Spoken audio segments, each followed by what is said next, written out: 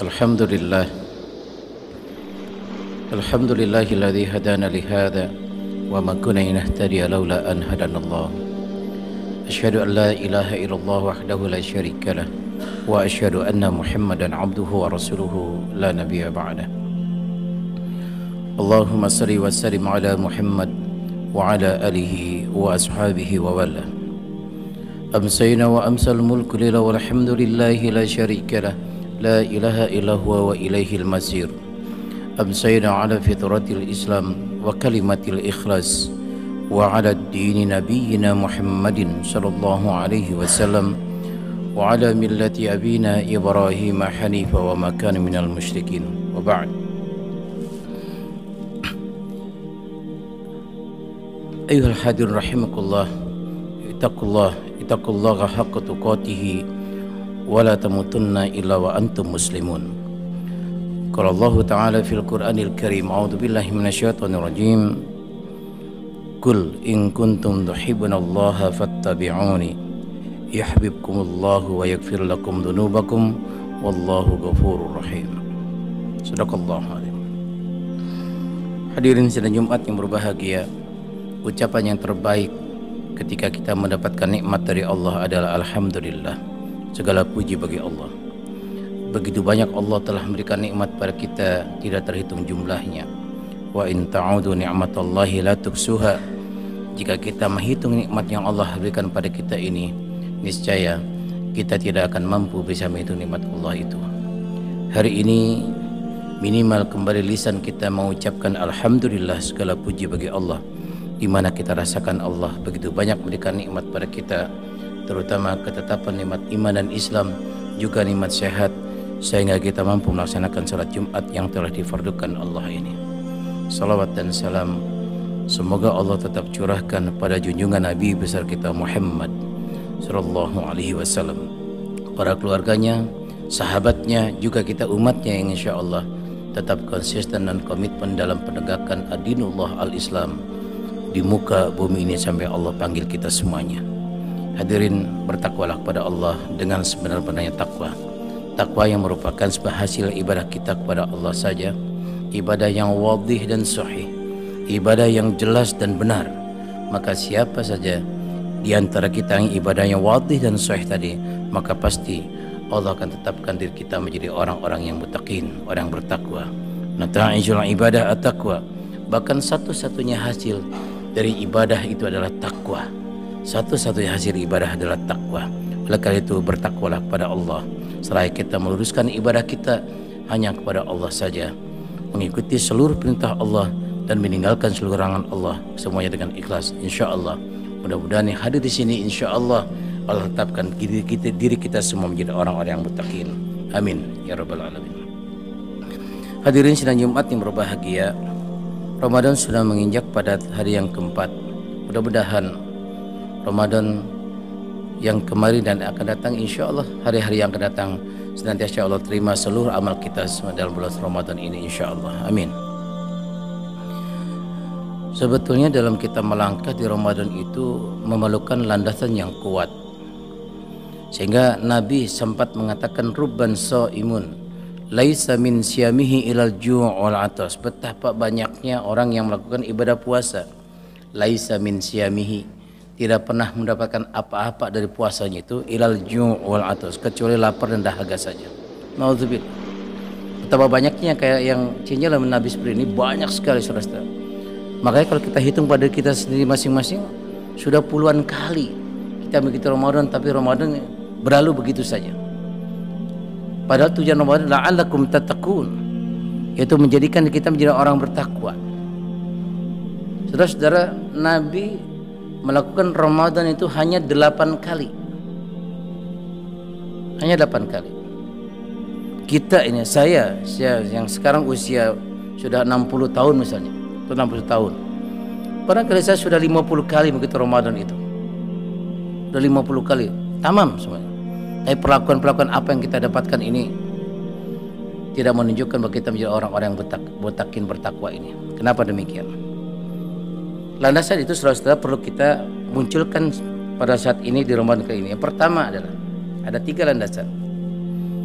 Yang pertama, jadikan seluruh amal perbuatan kita memunculkan diri kita masing-masing adalah sifat mahabbah, rasa cinta kita kepada Allah dan Rasul, cinta kita pada Islam ini, cinta kita pada Ramadan ini, sehingga perbuatan apapun, amal apapun, ketika kita melaksanakan dengan rasa cinta, maka dengan ringan sekali melakukan seperti itu, bahkan akan mengalami satu seperti kekurangan apapun yang tidak, karena kita cinta. Cintailah seluruh amal Ramadan. Betapa senangnya, bahagianya orang-orang mukmin itu berdatangan Ramadan. Apa rahasianya? Karena seluruh amal Ramadan Allah akan berikan pada kita nikmat yang luar biasa, maghfirah yang luar biasa, ampunan yang luar biasa pada kita ini, saudara-saudara. Makanya selalu Ramadan ini selalu betul-betul dihayalkan oleh orang mukmin itu. Kenapa? Cintanya itu tidak membebani kita, cinta. Nah, cinta ini, saudara-saudara, mesti diikuti dari bagaimana cara Nabi beribadah. Harus kita ikut pada Nabi beribadah itu. Yang disebutkan tadi dalam surat 3. Qul in kuntum tuhibbunallaha fattabi'uni. Muhammad katakan pada kalian, pada umat kalian itu, in kuntum tuhibbunallah, jika kalian itu bercinta kepada Allah, mencintai Allah, fattabi'uni, ikuti aku, ikuti Muhammad, ikuti Rasulullah. Jadi kalau kita melakukan ibadah-ibadah puasa yang ikut Nabi semuanya, insya Allah kita akan diberikan ya kenikmatan dunia bahkan akhirat kita masuk semua dalam surga, karena cintanya kita kepada Allah langsung mengikuti cinta kita kepada Rasul. Cinta.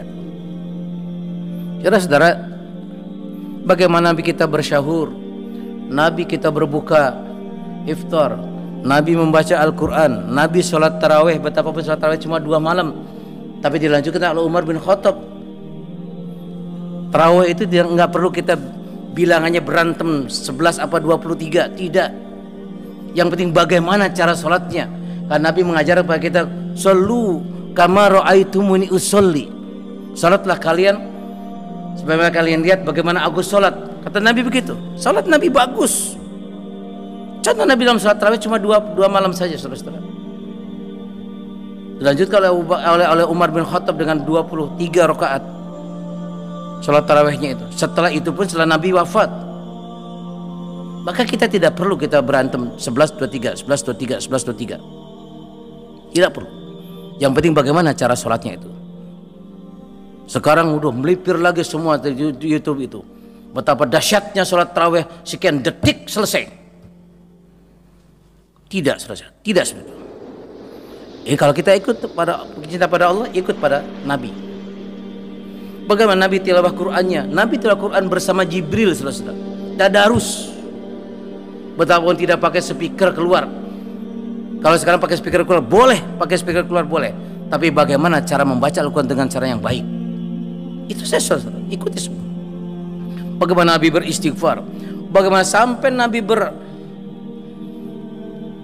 beritikaf dilakukan. Dan itikaf ini, saudara-saudara, adalah satu sunnah yang Rasul tontonkan pada kita, yang Rasul 8 kali ke Ramadan tidak pernah meninggalkan Rasul itu.